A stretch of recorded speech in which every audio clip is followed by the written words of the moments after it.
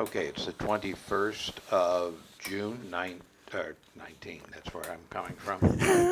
2014, we're in Springfield, Missouri. We're interviewing Bruce Crim of Campbell 66 and Tommy Pike of Route 66 Association is doing the interview. I'm Jerry Benner, I'm engineering, and we can begin. I met Bruce through the American Truck Historical Society, and we both gave a program at that, and his presentation was very interesting, and I asked him if he'd do an oral history on Camel 66 and some of his own life experiences growing up in the trucking industry. So, Bruce, would you want to start and tell about your dad and his trucking company and how you become to be involved with the Camel 66? First, let me ask you something. You stated Camel 66 started in 26. Did Route 66 or that designation have anything to do with Frank Campbell using Camel 66? No, well, the highway had an indirect influence because after he got started in business, the local bank contacted him and said there's a truck line by the name of Rapid 66 Express that can't meet their payroll and they're going bankrupt, and he's got a couple of trucks. Mr. Campbell, would you take them over? So he took over Rapid 66. So then he changed his name from Campbell Fuel and Transfer to Campbell 66 Express. So the 66 came from his acquiring that small truck line. So it was not necessarily his idea to start with then. No, it was not. Okay. I believe you talked about your dad, and he had a trucking company and all in Joplin, I believe it was. Right. Well, Frank started in 26 with Campbell Fuel and Transfer, and my dad was in Joplin and with a couple of partners started Sunflower Lines, which was connected to a large warehouse in Joplin. And they started serving in 33, I believe it was, and served an area between Joplin and Kansas City out into southeast Kansas, down to Tulsa, down to Fort Smith. And Mr. Campbell and he got acquainted because they were in the Missouri Bus and Truck Organization. So they got acquainted in the 30s. And of course, in the 30s, there were so many new truck lines popping up, they were all cutthroat on competition. And that's what brought in the regulation of trucking because of that. But basically, most of the truck lines that operated in the 30s were broke or near broke. So there was a lot of acquisition between carriers. And then the 1935 Act regulated trucking, and it regulated in such a manner as you had to either have an existing business hauling freight between point A and B, or you could buy some other truck line that had that authority, or you had to get customers to support through the Interstate Commerce Commission that they needed new service. That was the only way you could get new authority. So the truck lines starting in 35 that were operating with authority were protected by the regulation. So that meant to increase your business, generally, the easiest way to do it was to go buy another truck line that would can join your operation. So Mr. Campbell and my dad got together in the late 30s, and the lawyer, Stanley Clay, told me years later about this, that they were both broke, they couldn't make it, they thought they could do it if they went together, and Stanley Clay, the lawyer, told me, he said, you know, they almost flipped a coin to decide who would buy out who. And finally, Mr. Campbell decided he'd buy out my dad if my dad would stay in Joplin and be his division superintendent and continue to run in that part of the truck line. And that's what they done. In 41, that the Interstate Commerce Commission approved that sale. Now, did they set the rates of where everybody, they set the rates of what they got for hauling the freight, or? Well, the government didn't set the rates. What the truckers done, they formed what they call rate bureaus. And the one in this area was in Kansas City called the Middle West Tariff Bureau. In fact, through the years, Mr. Campbell at one time was the president of that rate bureau for a while in the early years. But they would set the rates under approval by the Interstate Commerce Commission. So no matter what truck line, whether it was Camel 66 or Jones or Roadway, if they handled a shipment from Kansas City to Springfield and had the authority to do so, they would charge the same rate that was set by the Tariff Bureau. So nobody could really undercut somebody and take a lot of the business, and then... That's right. So your competition boiled down to, could you move it the most efficient, the fastest? And that goes back to when Mr. Campbell first started. The railroad, the Frisco Railroad, was so strong in Springfield. They had over 1,000 employees. All the businesses in Springfield wanted to do business with Frisco employees. And so the freight had to come by the Frisco. Trouble was, it took Frisco 2 or 3 days from St. Louis and Kansas City to move the freight. Well, by truck, as the roads got better and the trucks got more efficient, they could do it overnight. So Mr. Campbell's first customers in Springfield, the way he got that business was promising that he would deliver before 6 in the morning so that the customers in Springfield wouldn't know that the truck line was delivering rather than Frisco. So a lot of his first customers got their deliveries between 4 and 6 o'clock in the morning at the start. Well, I know, well, I worked for the railroad, the Frisco and all, and Frisco Transportation, do you know when they come about, the railroad was kind of forced into the transportation, the trucking business a little bit? I think the Frisco Transportation probably came in before the 1935 Regulation Act. Probably the railroads wanted to supplement some service with trucks, and probably in the early 30s probably started with some trucks. And so when the 35 Act came in, they had some authority based on that they were moving trucks between certain points.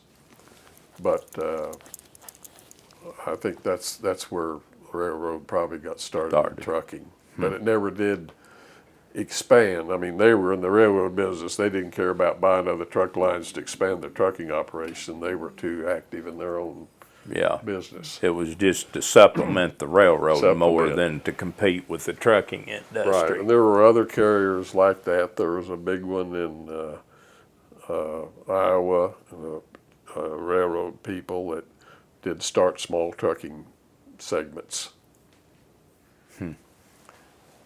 Well, the Frank Campbell, well, you talked about when you got out of school and went to work for Camel.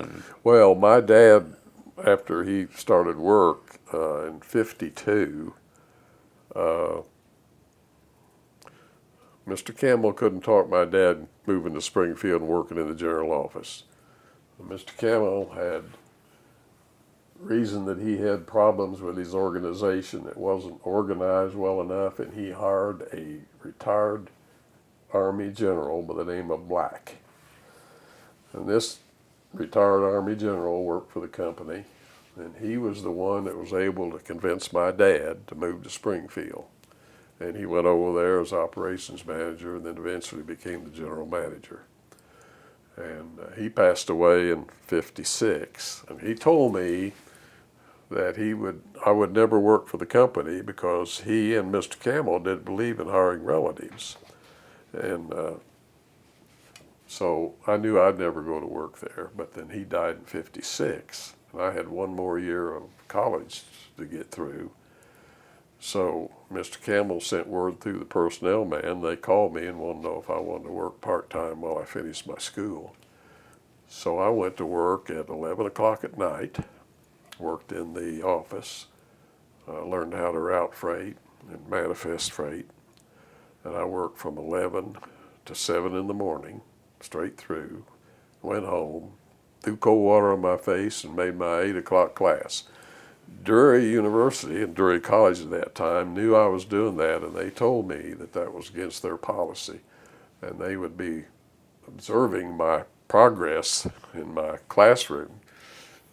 Fortunately, the first class I had only had 12 students in it, so I had to be awake to get through. But amazingly, I made my best grades that last year. Class wasn't so big that you had to participate, so Right. couldn't doze off. That's right. And then after I got out of that, I didn't want to sign up or be drafted by the military at that time. You either had to do 2 years. So I joined the Army Reserve and was in the Army Reserve for 6.5 years. And I was taking basic training in artillery at Fort Polk, Louisiana, and I got a letter in the mail from the Director of Personnel, Campbell 66, wanting to know if I wanted to, after I got out, if I wanted to join them in a management training program. And when I come back to Springfield, I went to work in management training for over 2 years. And I done a little bit of everything. I drove trucks, I worked on the dock, I run terminals. I done a lot of different things during that training period. So you had a good idea of what it took to keep the company going and what was involved Right. with operating everything. Mr. Campbell believed you need to start from the ground up. So that's what I did. And I had a lot of different experiences. And one of those was moving new equipment out to the terminals. I can tell this story. Late the first summer, they put me in Central Dispatch. And Central Dispatch is where you record all the information about the dispatches throughout the system, where you enter the tractor number, trailer number, driver's name, and the information about the truck, when it leaves this origin, so forth and so on. I was in there one day, and we operated with teletypes, where the dispatchers at the locations would send the dispatch lineup. And they handed me the lineup from New Orleans. And so I was entering the information on a huge board, which recorded all that information, and I recorded the information. And as I recorded, I come across this driver who was being dispatched out of New Orleans to Memphis by the name of Lafitte. And so I turned to the general dispatcher, who was Jim House at the time, and I said, Jim, this driver Lafitte, I said, wasn't there a Lafitte that helped Andrew Jackson win the 1812 war in New Orleans, the pirate Lafitte? And he said, yes. He said, there was a Lafitte. Jim was on the school board here in Springfield for years and years and years, well educated. He said, there was a Lafitte. I said, is that Lafitte's driving for us now any relation? He said, probably is. Well, I remembered that. Not long after that, they give me 3 trucks, 3 tractors tied together, and told me to take them to New Orleans. So it took me 2 days before I got to New Orleans, and I drove into the terminal about 10 o'clock at night with those new trucks. and I was intending on taking rest before I got up and caught a truck coming back. And I walked into the terminal and into the dispatch office of the terminal. And they said, "You just want to, we got drivers leaving here in the next few minutes. You just want to get in one and go back to Memphis?" Of course, I'd been on the road all day long, but I thought, well, I was feeling pretty good. So I said, "Yeah." He said, "Okay, next driver's leaving in 10 minutes. He'll be here." And he walked in, he introduced me. It was Lafitte. I got in the truck with Lafitte. I hadn't been there 10 minutes. I got in the truck to go to Memphis with Lafitte. And before we got out of town, I had to ask him the question, "Are you related to the pirate Lafitte that helped Andrew Jackson?" And he just looked at me and smiled. He wouldn't say yes and he wouldn't say no. Wouldn't own up to Wouldn't own up to it. The reason why he was domiciled in Memphis is because one of the purchases that Mr. Campbell made was with a carrier by the name of Highway Express that run from Memphis into the south to New Orleans and other points. They had a lot of their drivers domiciled in places like New Orleans, and my dad always felt like that your drivers need to be domiciled, your over-the-road drivers need to be domiciled at the point of origin where most of the freight originates. So he moved all the drivers from New Orleans to domicile in Memphis. So Lafitte was originally an employee at this other truck line in New Orleans who got transferred by my dad to Memphis. And he bid for the job from Memphis to New Orleans, take rest and come back. And that's why he was in New Orleans running back north. Well, they, I imagine like that, then they had a lot of, well, people that were native to the area when they bought smaller truck lines, weren't they? That's right. And Mr. Campbell bought out a tremendous number of lines. The major ones was, of course, Sunflower, which we've already talked about. The next biggest one was Highway Express, which ran from Memphis into the south, had terminals all over Mississippi, New Orleans, Mobile, Birmingham. That was the second biggest one. Then the third one was in the 70s when he bought out the operating authority of Transamerica. That got him over to Indianapolis, Buffalo, Erie, Cleveland, Pittsburgh, over in that part of the world, Louisville, Nashville. And so that extended. Those were the three major purchases. And there were a lot of small purchases in between. That filled in That small gaps. And Right. so in its heyday, Camel 66 was a big trucking company then. It was the biggest based in Missouri, and in the last couple of years, in the 80s, early 80s, the revenue was approaching $85 million annually. And the operating ratios were always good. You're rubbing your hands over the mic. I'm sorry. The operating ratio was always good. There were years that weren't too good, but generally it had a good operating ratio. Who was some other big lines? I remember when I was a kid and we traveled, there was the PI, Pacific International Express. Was that what that PIA, was? Pacific Intermountain Express. Yeah. There was, when you list all these names, you talk about large carriers, they've all disappeared because of the Deregulation Act of 1980. But you mentioned PIE. There was Jones Truck Line in Springdale. Harvey Jones started that, similar to Mr. Campbell's start, and no longer in business. There was the Gordon Brothers in Memphis. Gordon's was a big operator out of Memphis. There was Specter in Chicago. There was Navajo in Denver. Yeah. There was Consolidated Freightways in California.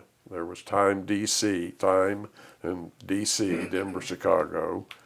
All of those lines have disappeared. And they pretty well disappeared after the Deregulation Act of 1980. The what has become of the trucking industry parallels the railroads. They deregulated and let a lot of the big ones took over the smaller ones, and it's Well, once the Deregulation Act went in on trucking in 1980, it allowed anybody to gain authority.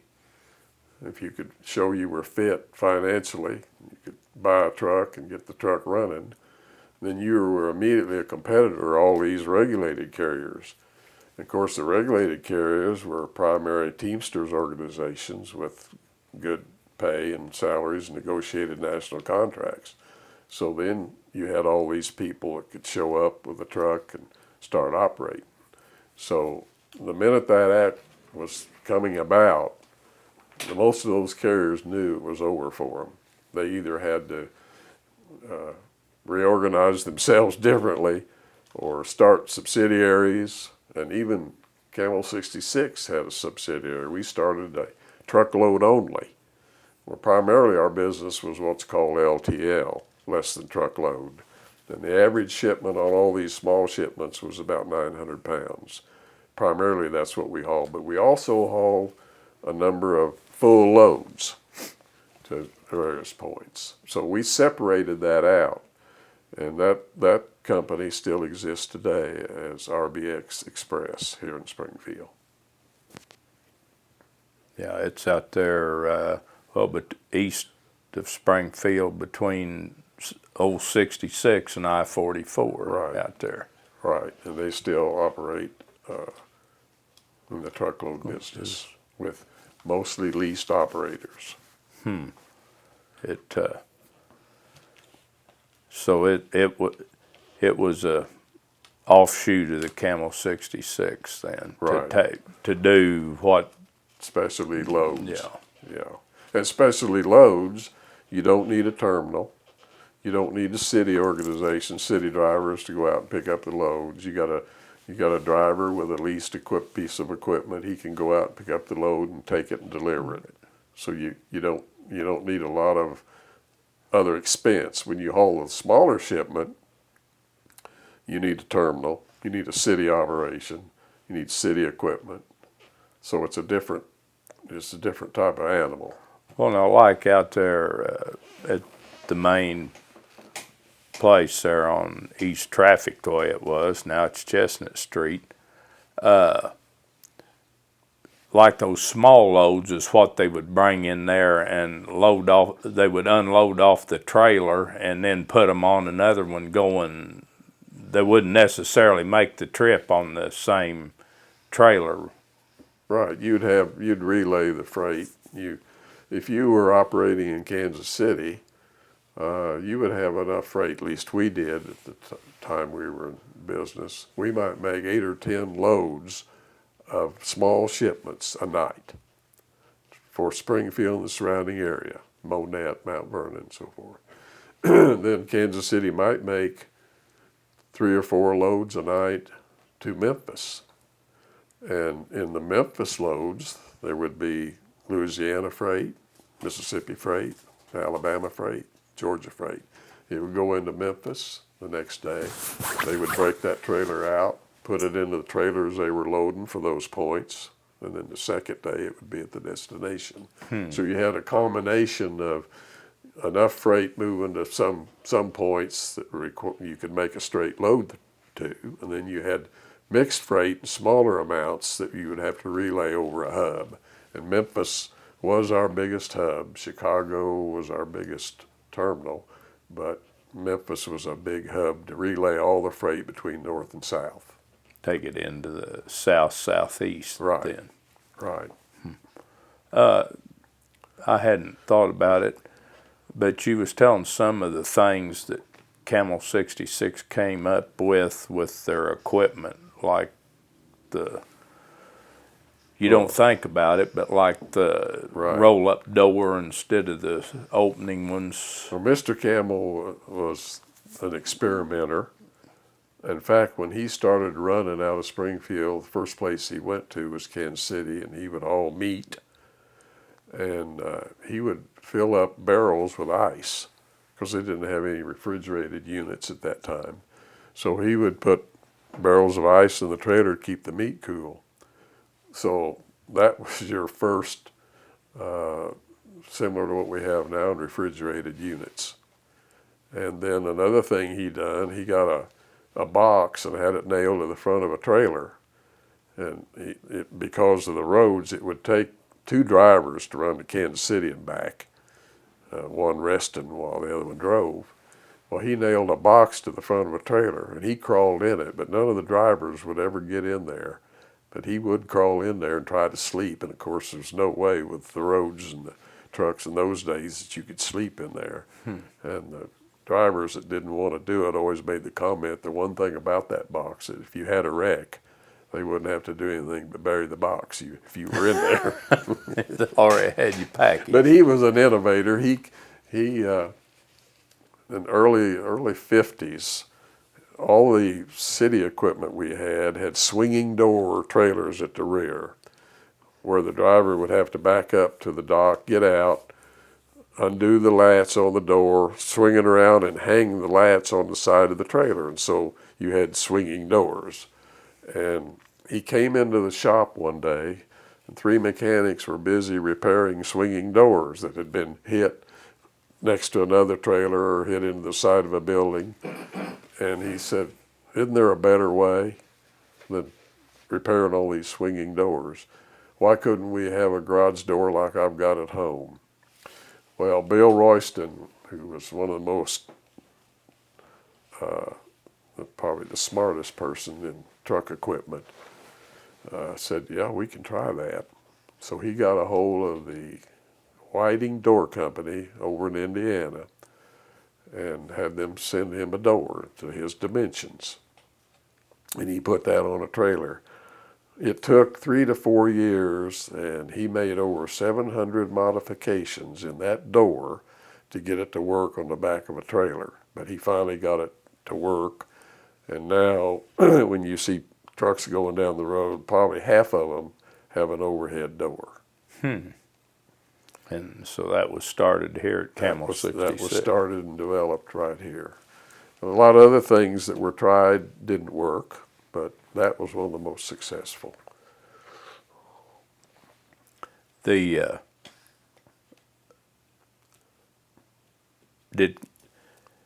don't remember them. Did Camel have was everything like when they delivered in a town or something, was it all small trailers, or did they have like straight trucks that were just, they didn't have, I mean, it was the cab and the bed and all. Like you had mixed trucks. If depending on how much freight you had in a certain area, you would, on a small truck. In the city, they would use what people would call them bob trucks. They were usually one unit with anywhere from a 20-foot bed to a 24-foot bed to do local delivery into an area. Or if they had enough freight, they would have a short trailer.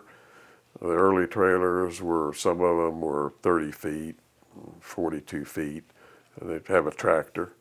And if you had enough freight, you would load that freight in a trailer. Like Springfield would run 1 or 2 of those a day down to Branson because they had enough freight going down there, so they would use the trailer to deliver that freight. Well, you, I think, mentioned a lot of the things that Frank Campbell was pretty good person to work for, and all to the employees. He was, and he was real active in generating an approach that safety was one of the most important things. And he always made sure he had a safety department. Excuse me. And we had regular safety men that were out night and day trying to make sure our drivers were operating safely. And he would they would organize dinners to invite the wives, because he knew that a lot of these over-the-road men were working at night, and they would work long hours, and they needed rest and nourishment when they got back home. So they even give awards to the wives to support a safe driver.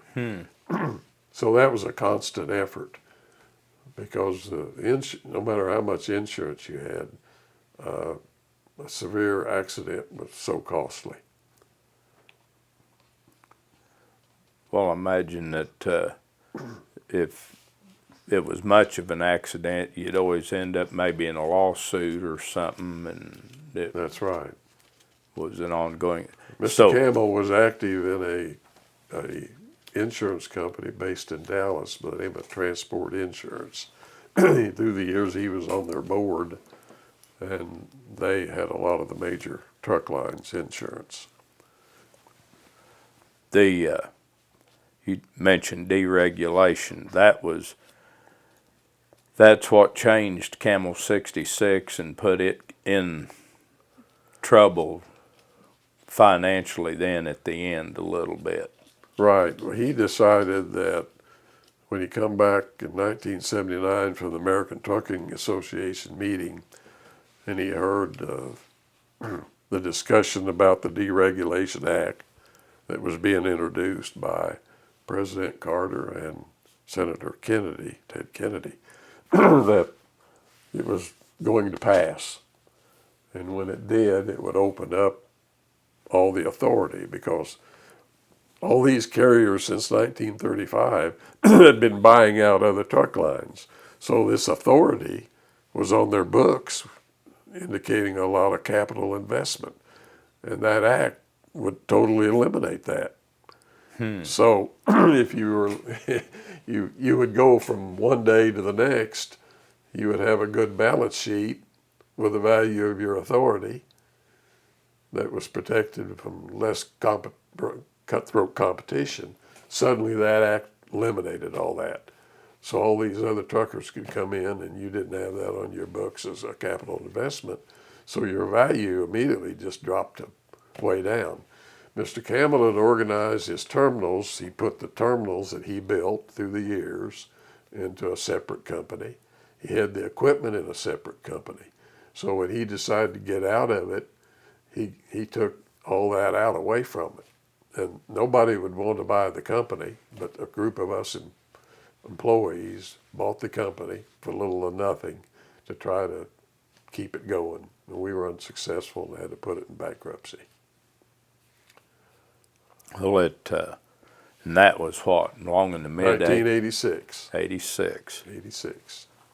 And all. So that was the end. And that same time frame is what happened to a lot of the other trucking companies that we mentioned. It wasn't just Camels, it affected all of them. It affected all of them. And all of those names that I mentioned earlier are long gone, their history, and they went out of business that way. There were a few that reorganized themselves. There were some down south that weren't Teamsters. They had more success in operating, continued to operate. And there were a few of those, but there's very few of those names still in existence.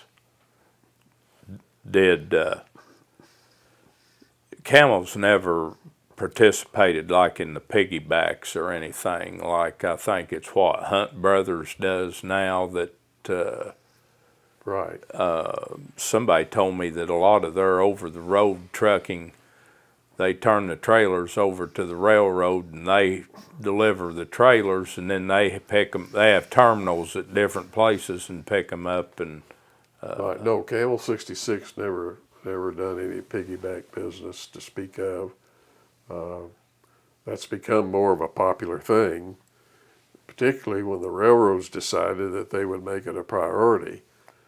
For example, right now, the Burlington Northern runs piggyback trains out around all their other trains. They put their other trains over on the side track when a piggyback train's coming through.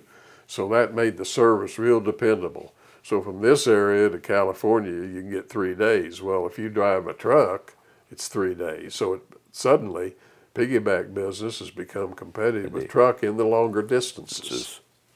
Yeah, I know when I worked there, they dedicated freight from out of the L.A. area, like into Atlanta. Right. That they would give them a delivery time, and it would be there. And when those trains got in town, they went on. Right. And the coal trains and some of it, they was putting the sidings while they were. When Camel 66 closed out and I left in '87, I joined a couple of employees that worked for me there, and we formed a logistics company in Springfield. And in conjunction with that, we done business for Hub City. Hub City is a big piggyback booking. The railroads didn't have salespeople to go out and solicit business. They have to do this through other companies, and Hub City is one of the biggest. And for 8 years when I was with that company, I booked a tremendous amount of piggyback loads in and out of Springfield during that 8 years that I'd done that. Well, now, a lot of it out of Springfield was at the Hub Center up there, well, north of the tracks there at Commercial and National, Right. wasn't it? That was their Right. main Hub Center here. Right. And I done experiments for the Burlington. They come up with a new car that they could put 5 piggyback trailers on one car, and they called me one day and wanted me to put 5 loads on there to Birmingham.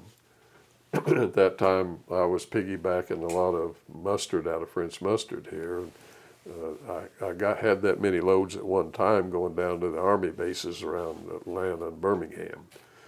But anyway, they had the car, and we put 5 loads of mustard stacked on a car, and they tried it, and I never heard any more from it. When it went through the Memphis relay, I think maybe they damaged some things. It never did repeat it. had mustard everywhere. Must have had some mustard everywhere. But I never did hear any more of that experiment. Well, was you ever involved? I remember they had a deal. They were going to, well, they were using the locomotives they had, but they were going to put like high railer wheels on trailers, and instead of box cars, the wheels would drop down on those trailers, and they'd hook them up and pull them with a locomotive. I remember hearing something about that, but I never And got they exposed tried to it, and all I ever heard was that they had a tendency if they come into a curve, the trailer would just flip off the track, that it wouldn't. The dimensions of a trailer wasn't wide enough to Right. stay with the track, and that wasn't very successful. Apparently it didn't work. But they thought that would let them get rid. They could use the trailers, and yet they wouldn't have to load them on flat cars and such as that, to get them and all. But it didn't work out very well. That the width of the tread was compatible with the track, but it just didn't work. Right. One of the movements that we had in Springfield, Camel 66, I thought was kind of unusual. The General Motors plant just outside of Toronto, we solicited their business, and we found that they were having enough parts made in the surrounding 5 states around Springfield. So during the week, those auto parts would be shipped into our terminal here in Springfield, and we would start loading during the week. Sometimes we'd have 1 to 3 trailers, and we would close them out on Friday night. And we'd run them out of Springfield, back relaying over Indianapolis and Cleveland and up to Buffalo, and get them through customs in time to be at their plant at 8 o'clock on Monday morning. And that was a regular weekly movement, because the auto parts makers were getting into this just-in-time parts, and that was one of the things That that we did. It was warehousing the parts. You just back in there, unload them, put them on the assembly line instead of Right. taking them to a warehouse to Right. sit there till they needed them. Right. A lot of that business today has ended up with FedEx Ground and FedEx Freight. There was a truck line in Harrison, Arkansas by the name of American Freightways, and FedEx ended up buying them. They took on a lot of the freight that we left here in Springfield at that time, and FedEx bought them, and that's what got FedEx in FedEx Freight. They started handling freight shipments like the motor carriers were handling. So a lot of that freight today is moving by FedEx on FedEx Freight. Which brings up another point that I think we hear a lot today about where has the middle class gone? I think the first big hit on the middle class was when the Deregulation Act of 1980 was passed, because at that time, 1 in 7 workers worked in transportation. Now, a lot of them worked for those regulated carriers that had built their business up since 1935. And those drivers were making good wages with the National Teamsters contract. For example, we had drivers in the early 80s that ran 3 trips a week from Chicago to Springfield. They could do that in a 10-hour driving time. They'd drive to Springfield, take 8 hours off, and drive back. They could do that 3 times a week. Those drivers were making about $52,000 a year. There are drivers now today that are making those same trips here, and we're talking about 34 years later. A lot of them are not making $52,000 a year. So that gives you an example of where that made a big dent in the middle class back in that period of time. Well, it affected the living wage, where now you've got maybe a man and wife both working and barely making that. Right. And it affected the economy. And for or against unions, the other day I heard them give a statistic of how many, the percentage of the workforce in this country are union, and I'm thinking it was less than 15%. Yeah. And once upon a time, back in the 50s and 60s, Right. it was a greater Right. number. And that's where a lot of people got their health insurance and such as that. The retirement programs Yeah, were good. they had Pensions. things and all, and a lot of people say, well, regulation's a bad thing to regulate something. In one way it is, and in another way it isn't, because with regulation, everybody's kind of on the level playing field, so to Right. speak. I mean, like you was talking about, the only thing that Camel had to compete with other truck lines was service. Right. And that's what Service and safety. If Yeah. you could give service and be safe, safe. that's what you worked on. And that's what we worked on all the time. Yeah, as long as you didn't tear stuff up, you was making money. It was when you was tearing up equipment, either from somebody that drove it and didn't take care of it. Right. I mean, or there's some people can drive a piece of equipment forever nearly, and they Right. get service out of it. So having to replace your equipment or work on it and all that cuts into your profit and Right. such as that. I know I was Camel 66, as long as I can remember, why I was around, and like I say, it was always in the deal. My dad was in the wholesale grocery business, and And Camel, I mean, they hauled their own groceries, but they got deliveries of stuff by rail and by trucking, you know. Right. And I assume they still do, but now then there's a lot of, well, independents that deliver stuff, and you may never Right. see the guy again. Well, here just recently, there's been a lot of talk about the hours that the over-the-road drivers are running, and now they were trying to get some relief on that because of the rules they were operating under. But we've suddenly found out that there's so many trucks out there on our highways now, we're having a lot more accidents. Now they're looking at those rules again, and they're concerned because they've had too many serious accidents going on. You just can't have no regulation. Whenever you're involved in the public, out on the public highway, you've got to have regulation, and you've got to have rules. Well, like the wreck they had down here just east of Miami, and that fella run in and to the back with a trailer truck, and well, it burnt up and burned a bunch of people, and they didn't. I don't guess they know now exactly what happened. Right. I mean, they think he may have gone to sleep or something, and Well, it's a bad situation when you mix something that's going down the road with 80,000 pounds with a car that weighs 3,000 or 4,000. I mean, and you're mixing them on the highway, you're going to have these kind of situations. And it takes a real diligent road driver to drive a big truck. They've got to have all their mind engrossed on doing the right thing while they're out there. well, they have to be paying attention.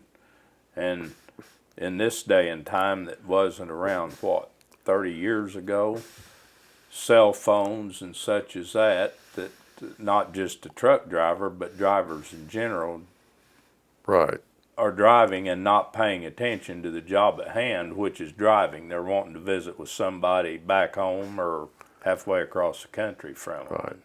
Back in the day, Camel 66 drivers paid a lot of attention to their safety records. And we had one driver by the name of Jake Lathram. And Jake run millions of miles over 42 years without an accident. And in 1954, Jake had gone over 1 million miles and was named Missouri's Driver of the Year. At the same time, Ford Motor decided they would help our government sell bonds to help pay for the war debt that we had. And Ford gave 52 flatbed trucks, and they ordered 52 replicas of the Liberty Bell made in France. And they brought them all over the United States, got their trucks, put the Liberty Bells on there. And Mr. Campbell was going to a meeting in Washington, D.C. with the American Trucking Association at the same time. And Jake flew up there, got in a truck, and brought the bell back to Missouri. Just last March, when I was up in Jeff City with the Missouri Hospital Association, I'm a volunteer, and we went over to the Capitol. And I hadn't thought about the story about the bell for all those years. And I come out of the Capitol building and was walking down to the parking lot, and I looked over, and here sat the Liberty Bell that Jake went up there and drove back. He drove it back from Washington, D.C., and he drove it for 5,000 miles for 2 months to every school in the state of Missouri, showing the bell and making it known that we needed to buy bonds to help pay for the debt. And when he got done, he took the bell to Jeff City, and that bell is up there today outside the Capitol. And I hadn't thought about all that for all these years, and I walked out of the Capitol in March here, and there was that bell. That whole story come back to me about Jake, and he went on to work a total of 42 years and run millions of miles without an accident. I guess people still do. Well, this day and time, there's very few people work 40 years anywhere. That's right. They don't want, well, I don't know is more benefits or what it is, but I'd say 5 years is probably the average for most people on a job. If you've been someplace 10 years, you've been there a long time. Right, a lot of turnover today. You know, a lot of people move around a lot today. I don't know whether our work environment's changing that much. Surely, maybe technology's changing jobs that much. I don't know. It's just. I think there are a lot more jobs out there in a sense that people are always wanting to look for a different job. Go to a different Go position. to a different position, perhaps. And the companies are doing more things to try to attract people to make changes. I mean, they're offering them things. There's more offerings in pensions and 401s and insurance. And so when somebody's looking at all those attractive benefits, why they can be swayed to make a move.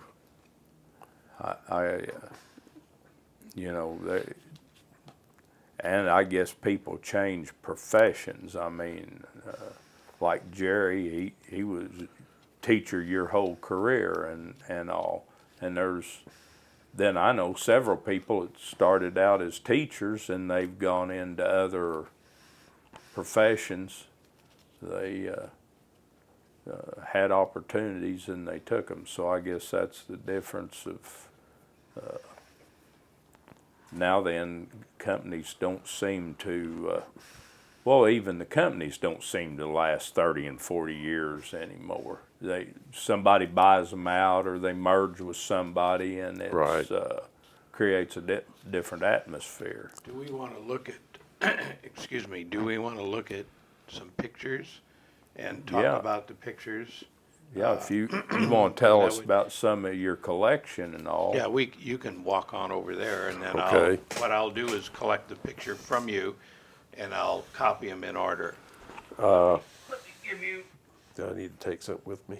that. That And should be enough cord. of cord. Yeah.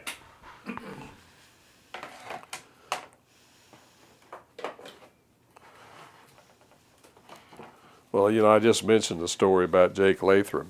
This was his last trip. That's a picture of him in the truck on his last trip Okay. after 42 years. What I want to do is just collect them in order and then I'll scan them in. Okay. And it will know what's what.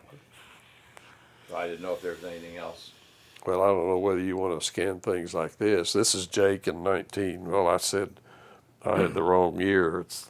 It was 1950. There he is with the bell in the Ford truck. There he is, and this guy's apparently some Ford official. And that's the truck and the bell. He drove all over the state. Yeah. In fact, he's up. Looks like to me he's It's at the delivering it at Capitol, the yeah. Capitol, isn't it? Yeah. This is our Camel Tracks magazine that started out in 1949. So this is one of the first issues, and the story about Jake is in that. I've got a whole lot of pictures. I don't know how good those would copy, but that's our. Anything will copy like that. This is our Springfield terminal built in '51. It was out on Traffic Way. It was quite a large facility. It was a 300-foot long dock, and the general offices were here, and the shop was over in this building. That's a picture of it in '51. And that's Mr. Campbell right there with the logo. Now, we haven't talked about the logo, but it's quite a Yeah. long story about how that logo developed. Mr. Campbell in the early days would go down the street to a cafe to get coffee. And there was kind of a rough talking waitress down there, and she always used to ride him and give him a hard time. And she went in there one day and she said, when are you going to kick that Campbell in the rear end and make him run? Well, Mr. Campbell was a good listener. And he went back to the shop, and he had a fellow in there by the name of Bill Boyd. And Bill was a painter. In fact, Bill, in his high school days, painted landscapes and sold them. And he was working for the company. So he went back and asked Bill, can you paint our Campbell with it running instead of standing still like this one you just turned over there? It was standing still with a banner on it. And well, that one's starting to run. Yeah. But most of the early ones, the Camel stood still. Well, Bill started painting these Camels, and he painted those. He painted over 12,000 during his employment with the company. He could paint the side of a trailer in 45 minutes. And people from all over town would come, school kids would come and watch Bill paint these trailers, paint this equipment. So our logo got real popular running up and down the highways. And you notice that on this one, this was a reefer unit. Right. And he put mufflers and socks on the Camel. I mean, he would do different things like that. And but Bill made the logo what it ended up to be. And in the early days, the first painter that come down, and Mr. Campbell had him paint the Camel on the side of the building, and he put palm trees. And it wasn't long until Camel cigarette people wrote Mr. Campbell a letter and said, you're infringing upon our logo. And so he had to get it redone, remove the trees, and they accepted that. But back in the late 70s, I got a letter from a 6th grade. I think she was in the 6th grade in Birmingham, Alabama. She was a little girl in the school. She wrote us a letter to tell us that the Camel does not run that way, that they run with both feet together at the same way. Bill Boyd, that done this, had never seen a live camel. He didn't know how a camel ran, so he painted it the way he thought it should run, and that established the logo. Yeah, that's a good copy of the logo. Right, that's a good I'll copy of the scan logo. Yeah, Yeah. you can scan that. Yeah. So, and the logo through the years got put on everything. Here's of all our service pins. When you started, there's the Camel standing still. And then in the early 50s, it started moving. And these are what's called 1-year pins. If you work for the company 1 year, you got this pin. Today, they show up on eBay quite often. And one of them went here recently for $105, that little pin. It probably didn't cost us 50 cents. But then these are the bigger pins up to 30 years here with diamonds and rubies and the 15-year pins. This is a picture of Mr. Campbell giving me my 25-year pin. He gave me that. That was being about 1975. This is a picture out in front of our general office here with doubles at the time. And Bill Boyd painted that on our building there. That we hated to see that building. It was tore down not too long ago. We had a lot of different things. Record. Okay, I'll have to tell you a story about the record. We bought a carrier from Birmingham to Atlanta, which extended us all the way across from Memphis over through Birmingham to Atlanta. So we started funneling freight out of Chicago to Memphis, and then Memphis or Atlanta, which is the circuitous route. Well, under a regulation, you had to file for an alternate route. If you wanted to shorten a route between 2 points, you had to file for the route. So we filed for the short route from Chicago to Atlanta, which went down the interstates through Nashville and on down to Atlanta. We put drivers in Nashville, so a driver from Chicago would run to Nashville, take rest. While he was 8 hours rest, a driver in Nashville would make a turn into Atlanta and back. So we started running that. So in the 70s, not long after we started running that, I got a phone call one day. And the operator gave it to me because she said, "You're the only one in this building that would know how to handle this call."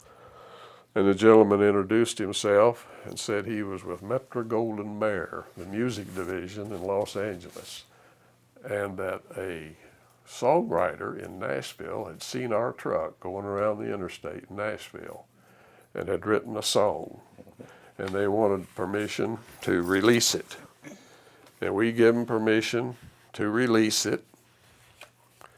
And a fellow by the name of James Bask, who never nobody ever heard of, but was from Tupelo, Mississippi, by the way, the same place Elvis was from. But anyway, we give them approval to release it, and it was mailed out to all the disc jockeys all over, and it ran #1 record in Pittsburgh, Pennsylvania for 13 weeks before it finally died of a natural death. It's still played locally from some of our I'm sure, stations here Yeah. every once in a while. Yeah. What was the story I remember you telling out there? Something about you did some something, and the slogan was the best cotton picking business or something. Okay, back to Bill Boyd's story. We had a terminal in Greenwood, Mississippi. I don't know whether you know where Greenwood is. It's south of Memphis, about 80 miles. Yeah, been through it. Okay. Just west of Greenwood, about 28 miles, is a city called Indianola, Mississippi. Right. We had a local run over there. We put all the freight into Greenwood, and Greenwood would serve that area around Greenwood, and they would run a truck every day over to Indianola. There was a big grocery warehouse over there. So we had a trailer. The business grew, and it took a trailer over there every day from Greenwood. So they ordered a new trailer for that run in Springfield. So Bill had to paint the trailer. So Bill painted the back of the trailer, and I've got that. I don't know where. This one here? No, I'll have to walk. Can I walk? How Yeah. far can I Walk a go? little bit, yeah. I don't know that I can get to it. Let's see if I can.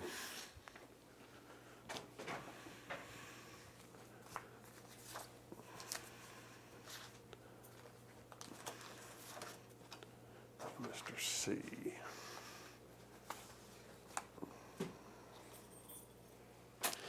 Bill painted the trailer. Of course, he used his artistic license to put what he thought would be a good thing for this trailer. Here's a picture of this trailer, and he put the best cotton picking service, good service on there. And it shows a camel picking cotton. The first day it made the trip, the phone started ringing at the Greenwood terminal to the terminal manager, Homer Cresswell. And it was people objecting to that painting on that trailer. And the final call came from the NAACP opposed to it.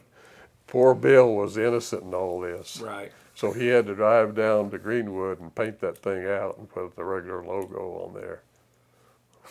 But that was the only time. Poor Bill he was such an honest guy. He was bothered by it, but it was just he didn't mean anything by it. Right. Oh, right. You know, you can understand that. He thought it'd be cute. Thought it cute. Nobody else did. The people would remember, or they'd see it. Well, that truck line comes over here every day, and that we know they're giving service. So that was an advertising that he thought was okay. But that's the only time I've ever known Bill to get in any trouble with any of his paintings. Now, there's another one here that's interesting. Now, on the reefer units, he would take the camel and he would show that it was cold inside the reefer unit, and he would use his own ideas. Bill had one of his landscape paintings in the journal office on the wall, and when we were closing down, I discovered it. I'd forgotten about him doing that. And I called his daughter. He'd passed away since then, but I called his daughter and I said, you know, one of your dad's landscape paintings over here on the wall. And I said, we're closing down. Would you like to come and get it? She was there in about 10 minutes. Oh, yeah. And I give it back to her. That was So nice. she'd have it. But he was a great guy. I'm going to put these down. Keep them in order. I don't know if there's anything else. I will photograph the trucks. Yeah, there's no end to it. I've got thousands of pictures. So there's just no end to it. These are samples of since '49 all the way through, and every month or 2 months, they would put out. So there's a whole lot of history in all these magazines about employees. This one was interesting with 49. Is that all the drivers? Right. Or? That would be the group of the drivers in Springfield at that time. And this 49, all our colors were these colors. We didn't go to the lighter tan colors until 52. Now, where was this terminal? This was down just right off the Grant Street Viaduct. To the east or west? To the west. Well, he was on the east. He was on the east side at the early years, and then went into another place on the west side. Yeah, it's right there on either side of Grant Street Viaduct. I never did really know exactly where. Yeah. Well, I've got pictures of all those. You know places. What's funny? That those Camel Track magazines. I collect Springfield stuff. I can't say as I ever remember seeing one of them in a flea market. I'm sure if I had, I would have bought it. You won't see very much anything Camel 66 in the flea market. It's all been collected. And there isn't hardly a week. My wife keeps track of it for me, watching eBay. There's hardly a week doesn't go by that something comes up. And I have bought back a lot of stuff that when I was in charge of the sales and marketing department, things that I created, like I created this thing right here. A lot of people didn't know what it was, but it's a camel track. That's the track of a camel's foot. And there's our map, and we put Camel Tracks, and it's an ashtray, and we passed them out to customers who put them on their desk. And that thing comes up every once in a while for $20, $30. And I didn't have one, and I bought that back. I don't remember seeing one in a flea market. There's really, Right. Golf balls. In fact, golf balls just come on yesterday on eBay. I've got a box of them over there. Mr. Campbell was a golfer. Most of what you do see is they put out like the die. Now those trucks, but they put out, somebody will make a run of die cast trucks with Camel 66 on it, and you'll see that, but it's new reproduction stuff. You don't see a lot of old stuff. Right. No, you don't. No, the flea markets you don't find it anymore at all. It's a collector's item. And a lot of the old truck logos are that way. You don't see too many of them around. Collectors have gone Now, up. do you suppose if they hadn't gone out of business and all, that would be a little different? Or I would say not, because like I collect Springfield Grocery Company stuff, Yellow Bonnet and all that. And they're still. And when it comes up, they're still in business, but they don't have the Yellow Bonnet Girl and such as that. And that kind of stuff is like you're talking about. It's ridiculous on eBay. Right. Or if you find a jar with the label or something, it's. Yeah. Well, we done things. For instance, that jug sitting there with a camel. Bill Boyd done that on a jug. We had a representative in New York City, sales rep. And we'd go up there in the fall for a week and make calls, and we'd have a meeting with all the major shippers. Because back in the early days, most of your major companies had what's called a traffic manager. A lot of them were based in and around New York at their headquarters.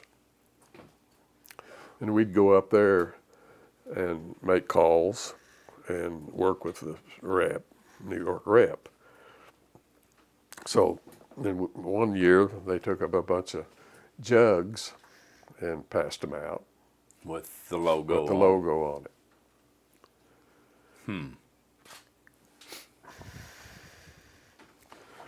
You know, I can tell a story about going up to New York City one fall in the 70s. And I had scheduled my flight back out to come home at 5:30 on Friday afternoon. And Kirby Hummel was our rep. And Kirby says, we've got one more call Friday afternoon at 3:30 in downtown New York City in the new tower. And I said, Kirby, there's no way that I can go with you to make that 3:30 call and get over to the airport in time to catch my flight home at 5:30. So yes, there is. He said, for $25, you can go up the top of the tower and catch a helicopter. It flies off there regularly. And when we get done with the call, we'll go up to the top and you can catch that helicopter ride. So we made the call on the 45th floor at 3:30.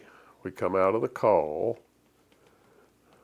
We went up to about 70 some. That elevator in that tower did not go all the way straight to the top. You had to relay because they had it on two sides of the building. Anyway, we relayed into the other one, went up the top, had coffee at the cafeteria, and I bought a $25 ticket, and I stepped out at a little after 4 o'clock on that helicopter and flew off that tower that eventually came down to 9/11. It was one of the twin. It was one of the twin towers. That was the first one they built. The second one hadn't been built yet. And I flew off that tower. In fact, the strange thing about it was the call we made, there were importers in that tower that imported freight and exported freight, and they were in this particular account was importing freight through New Orleans. So this was 25 years later after my little Lafitte story and the driver out of New Orleans. In that call, I worked on export and import freight through New Orleans, so it would give Lafitte more freight to haul. If he was still there. Yeah. Yeah. Well, it's amazing then like that how much stuff is actually tied together. That's right. You know, freight and such as that. There's a story and it all runs together. Yeah.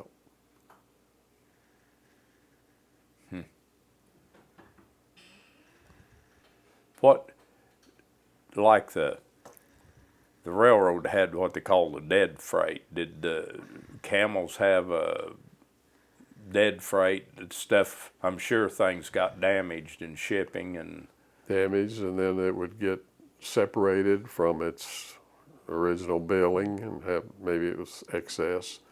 But I was in charge of the claim prevention department for a couple of years, and had a lot of different experiences in that. One that I remember very well involved one of our new reefers. Eagle Pitcher over at Neosho was making the battery for our space shot at Cape Canaveral. They'd call us, we would send one of our reefers down there, and we sent a brand new one. And they wanted the battery to be kept at 45 degrees. So the unit was set at 45 degrees. Well, this was a new unit, and it had both capacity to heat and to cool.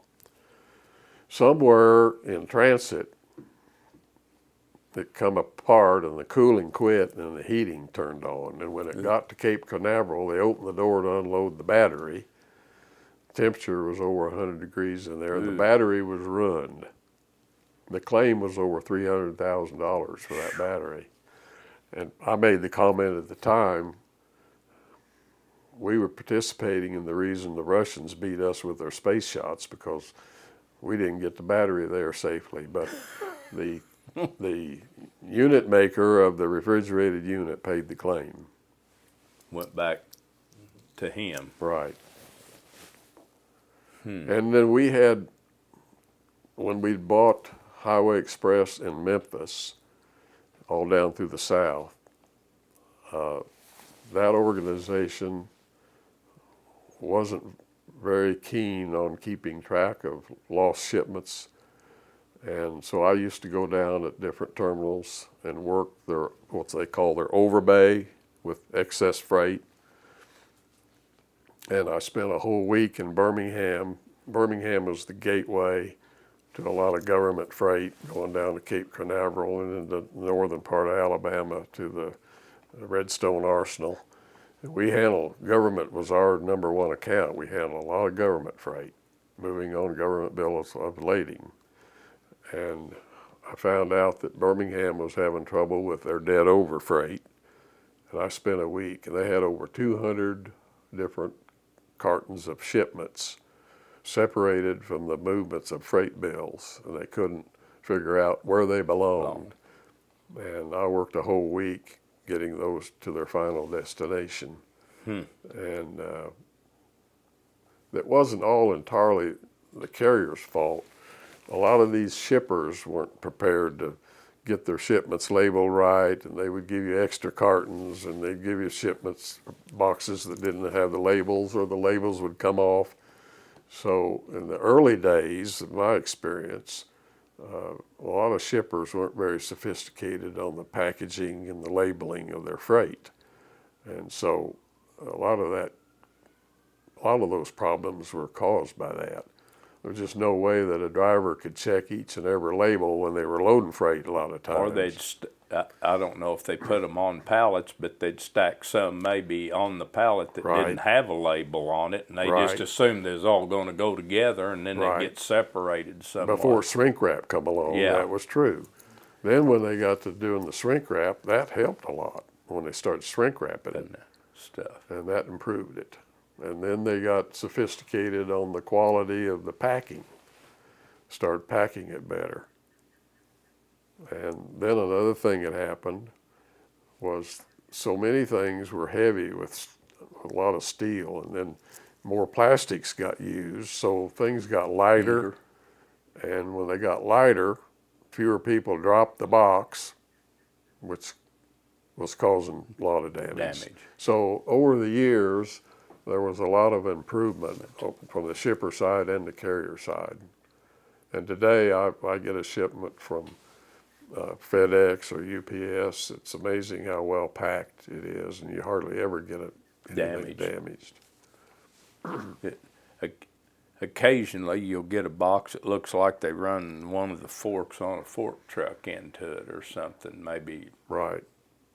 But well, when I was in charge of claim prevention, I devised a training session for forklift operators and made our forklift operators take this course on how to operate a forklift, what kind of damage you could do, and how different types of freight being handled by a forklift, whether it was a rug or a pallet, different things. We had a regular course, and we made all of them study the course, and we wouldn't let somebody get on a forklift unless they'd passed this course.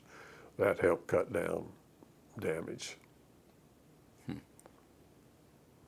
Did most of the stuff that you shipped, was it packaged like on pallets and stuff, or was it just different?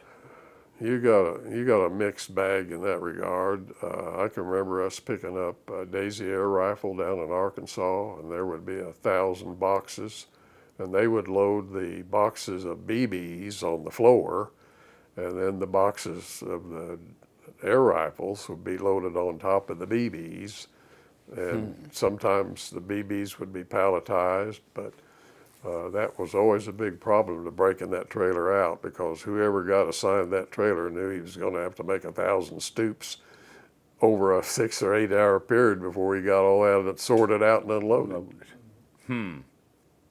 Russell Stovers was another one. In Kansas City, you would load up a load of Russell Stovers before they started palletizing. You'd have a lot of small orders of 4 or 5 boxes to a store, and you'd come back with a whole trailer load of maybe 50 shipments. You'd have to break, going all different directions. You'd have to break all those out and get them sent and loaded out the right where it's way, supposed to be. where it's supposed to go.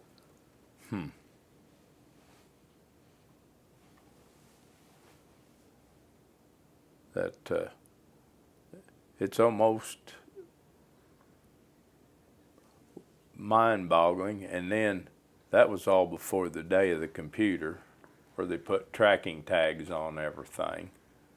And Right. you was talking about wages and people to handle the paperwork. Right. Took a lot of people to handle paperwork. We got sophisticated enough, and when we closed down, we had a room probably 50 by 50 that had nothing but a big computer in it. And we had over $1 million invested in that computer. And I helped find a buyer for that. And a year after we sold that computer and taken things down in the bankruptcy, they replaced that with a box not much smaller than a refrigerator that would do the same thing. That's, computers kept getting And now smaller. that it probably is even smaller than that Probably for the very- same capacity. For the same capacity.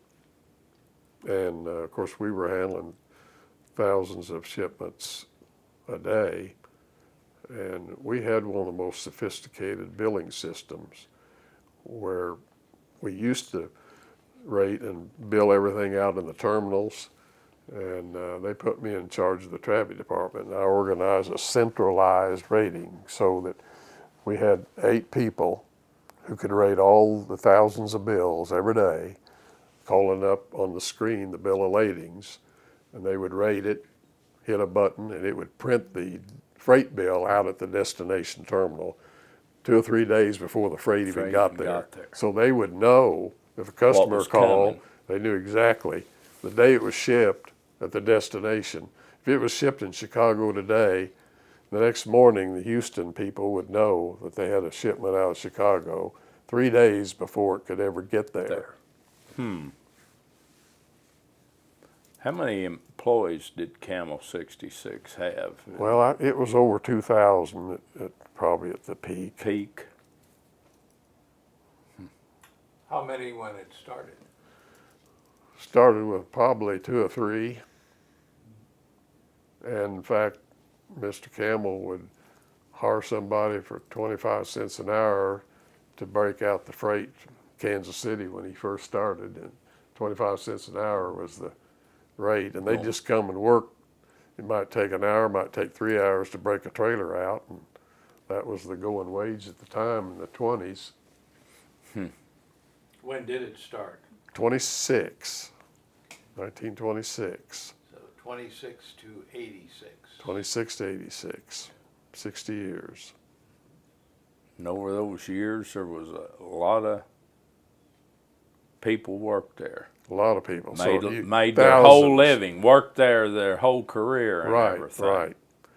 Right. There were regular monthly meetings of people getting their service pins for 25, 20, 15, 30, 40 years, all through the latter years there.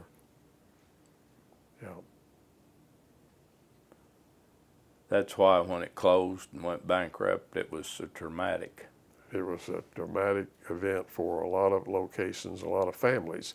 Because you take a worker, multiply that by the family members, so you're talking about impacting 10, 15,000 people probably. Yeah. Well, you said that they didn't believe employing relatives. Well, were there a lot of, like, grandfathers and sons and grandsons worked there? Not very you few. didn't have much of that, not like the railroad did. No, wasn't like the railroad. There were a few. But very few. Very few. Wasn't any husband and wives really or anything. And one or two. They were Maybe different. they met after they went to work there or something. I met my first wife there, and in '59, they transferred me out to Coffeyville, Kansas to get experience running a terminal. And that was the same time that she and I got married, and they begged her to stay and work. And reminded of what my dad had said, we don't employ employees. She and I agreed that she would go to Coffeyville with me and not work, and she resigned. And it took two people. They hired two people to replace her in the claim department.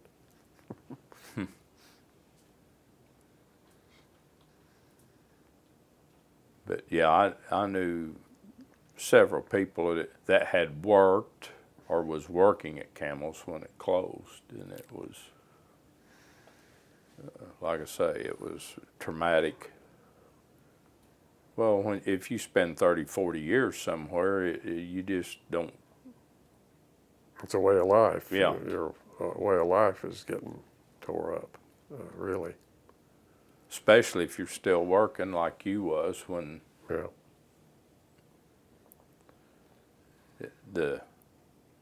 it comes to an end. Why you just, well, you know you're going to make it, but you just aren't sure how. That's right. You have to start over again. Yeah. Are there any other stories that you would like to add? I mean, I know there's a million of them. Yes, there are lots of stories. Well, It depends on where your interest might lie. well, About anywhere. yeah. Well, one of the stories I like to tell took place in 1951. I was still in Joplin, going to high school, and my dad was running the Joplin area terminal. And it was in the spring of '51, and one Monday night, the phone rang about 10:30, 11 o'clock, which wasn't unusual for a guy running a truck terminal to get calls in the middle of the night. But these calls kept coming every night, up to midnight, Monday, Tuesday, Wednesday. Dad didn't say anything. We just thought it was some problem he was having. So finally he told us toward the latter part of the week that these were calls from the American Red Cross. And what it was, there was heavy rains in southeast Kansas, and they were predicting that by Saturday, Miami, Oklahoma would be flooded out from the verdigris and the spring rivers that run out of Kansas down through there, dumps into the Arkansas River. And they needed trucks to move people and evacuate. Well, Dad's trucks were all busy during the week, but he said, well, we'll get some trucks and we'll come down Saturday morning. So he told me that I was going to volunteer on this event. So he got he and four other drivers. He got some trailers and some small trucks. And we took our little 5-truck convoy down Route 66 toward Miami, Oklahoma, 6 o'clock Saturday morning.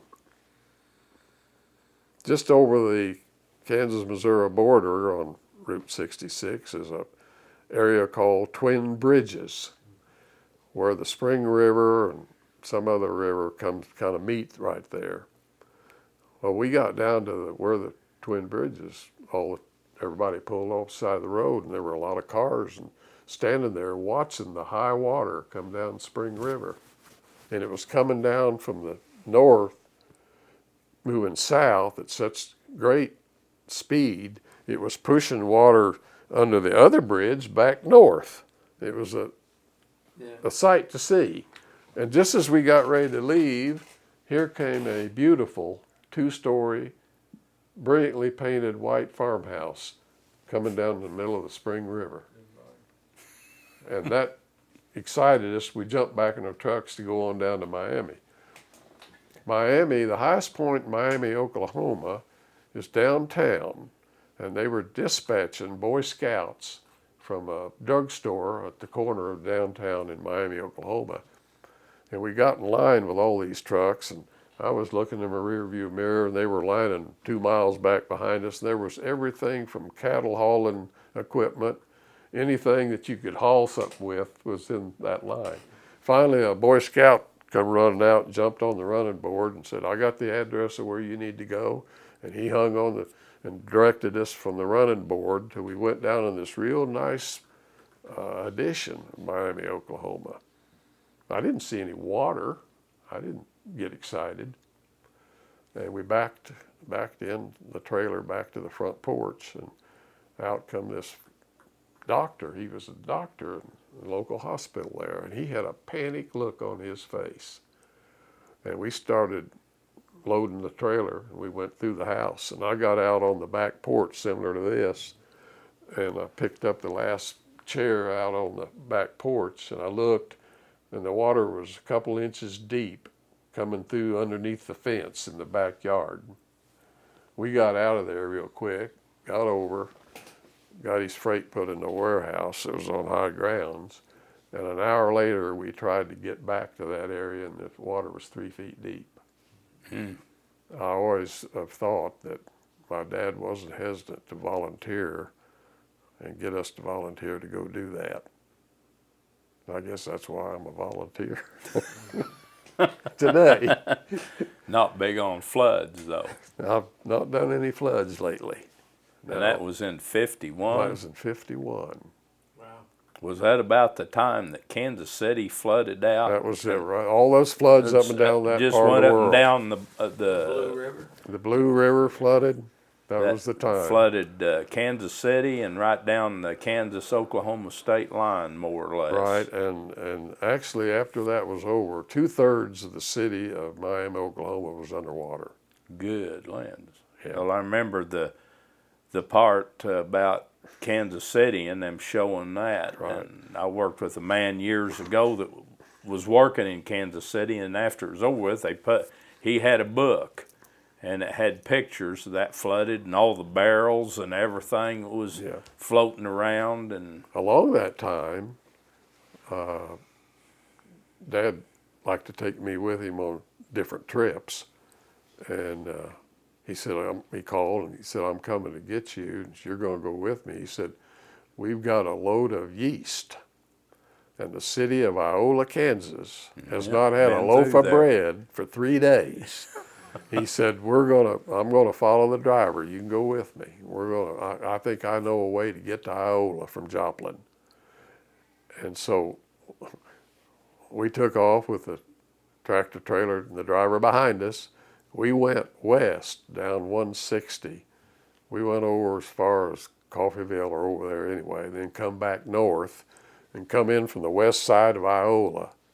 And we finally got to Iola in the middle of the afternoon, and to the bakery in Iola. And I got my first glimpse at how happy a customer could be when you rolled in, particularly a customer that had been out of bread for 3 days and wanted that yeast. That was holding up his His operation. business was held up. He couldn't make bread. Huh. Now that's just how everything has to work together. It has to work together. In emergencies, it has to work together. Yeah. Huh. And you wouldn't even have thought of that. No. But I had a lot of different experiences. He would take me places and see things. And so the smell of diesel fuel was like sugar to me. I mean, I was around it so much. Yeah, well, you grew up with it. Grew up with it.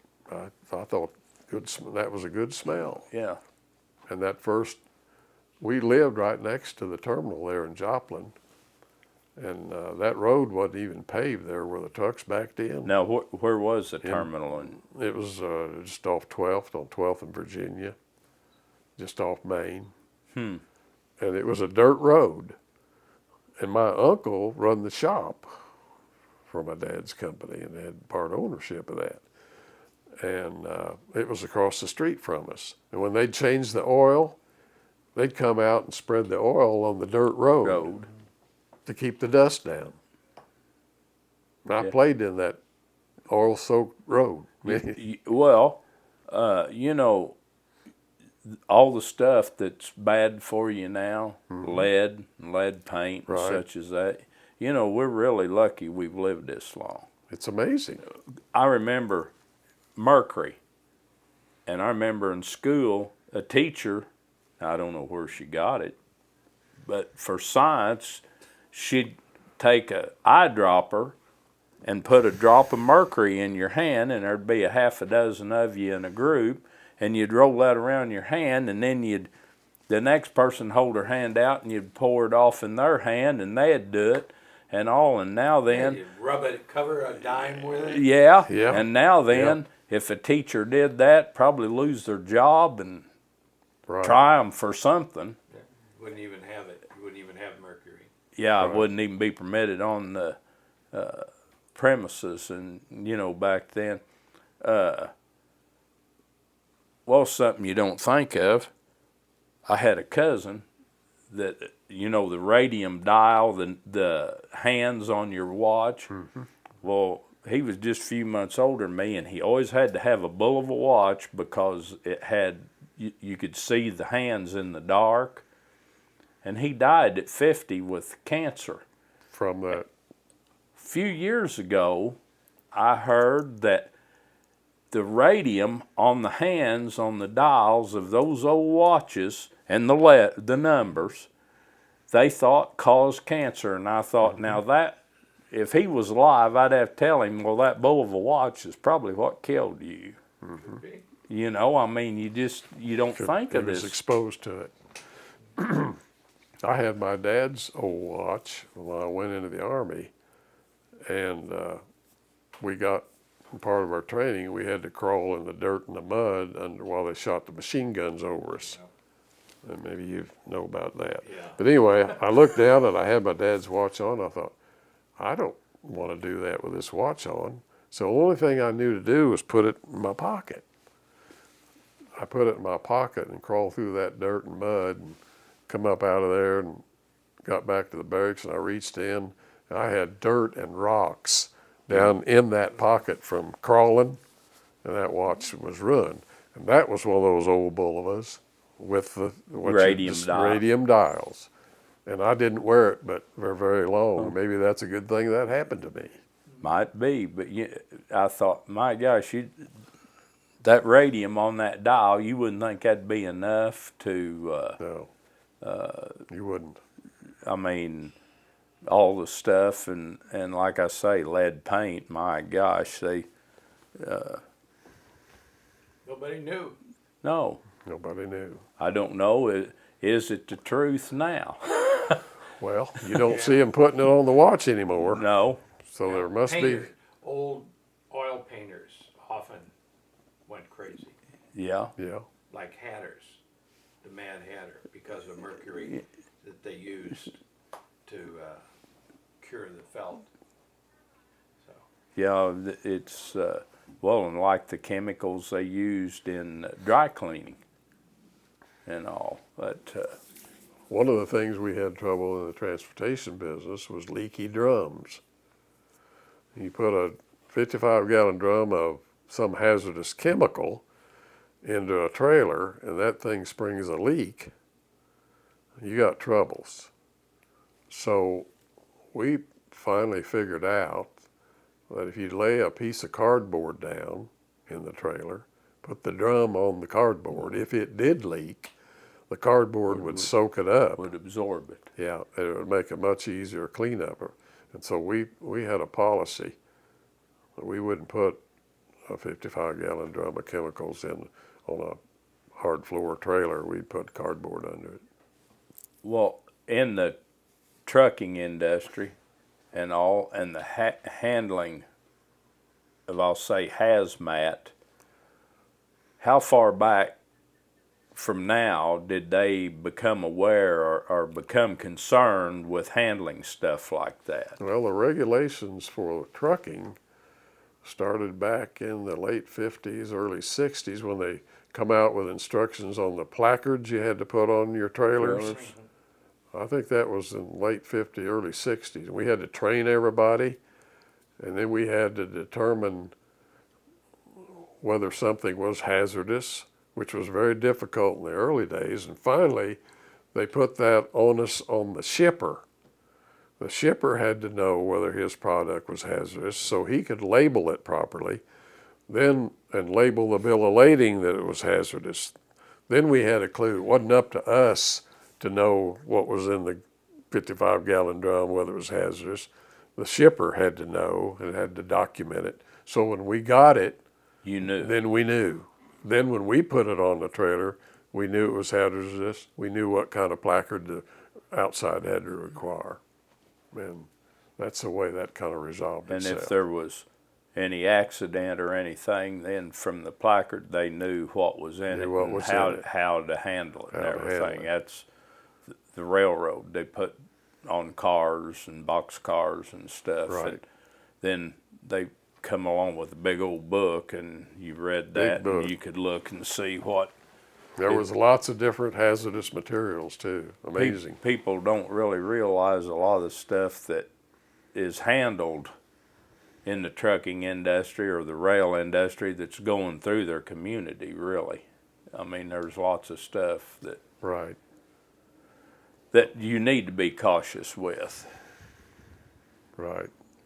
But We had, during the war over in Joplin, just west of there out in Parsons, Kansas, was an ammunition producer. And they produced artillery shells. And Camel 66 hauled a lot of those. And they would go run their drivers over to Parsons and pick up loads. Usually they were in truckload quantities. And they'd bring them back to Joplin. And then Joplin would dispatch them out to the destinations. And we had 2 or 3 loads sitting on the Joplin lot. And the Teamsters had a wildcat strike and shut the company down. And they're set, those 3 loads of ammunition, if they had ignited, they would have blown half of Joplin off the map. Someone, and I always thought it was my dad, made a phone call to the Joplin Globe newspaper and dropped the hint that there was 3 loads of ammunition sitting on that lot that needed to get moving. They called the wildcat strike off the next day and got those loads, got that ammunition out of there. Well, that's something. Now, would they deliver like to say Fort Leonard Wood or something like that, or Some of the artillery locations, I'm sure that's where some of it went. going? Some of it might have went for export through the ports, maybe. But I imagine most of it might go to places like Fort Sill's a big artillery. Yeah. Fort Carson, Colorado, New Orleans as a port, as a port. safe port. You was back to your dad's trucking company. The area that blew away, I guess 3 years ago down there, was it in the area that blew away, or was it outside No. of that? Most of that in Joplin was out in the southwest portion Yeah. along 26th Street. But I drove over there to look at our old house, and it was a brick house on the corner of Pearl, 29th and Pearl. Yeah, I know And the house was where intact. Pearl is. There wasn't a shingle moved off of it, but in the next block, 2 houses down to the north, everything was totaled. Everything was totaled. And my old neighborhood down to my elementary school, which was Irving School, was totaled. And 3 blocks on further north was South Junior High that I went to, was totaled. They rebuilt those. And my cousin was in a house on 26th Street, and he grabbed his wife and his little dog and got in an interior closet. And when they come out of the closet, there wasn't anything left. That was the only thing. The center of the house was the only thing that was was there. left. And he didn't get hurt. I like basements. Big fan of basements. Right. Well, We had 2 come through within not 3 years. Yeah, Yeah. through the backyard. No. Yeah. Nothing. House is still there, but that's clean the backyard. close enough. Yeah. We lived in a big house out south of town with a walkout basement, and we downsized and moved here. And the lady that owned this house had one of these portable units out in the garage. And I can understand why, and I've thought seriously myself that maybe one should put one of those handy in case. But Well, all it needs is one. that's right. Tornado Alley we're in. Yeah. It's known that we're in Tornado Alley. And you know, you see the devastation, and you really can't believe it. And after they had that, May the 22nd, my daughter in June wanted to go to a place down there and eat in Joplin. We went down there, and it was on 15th Street. And we went over there, and I told her, I said, I don't think it's there. Well, she called, and they said, yeah, we're open now. And we went over there. All the way around them, there was an apartment complex kind of behind them, and I mean, it was really damaged bad. It hadn't took it clear to the foundation and all.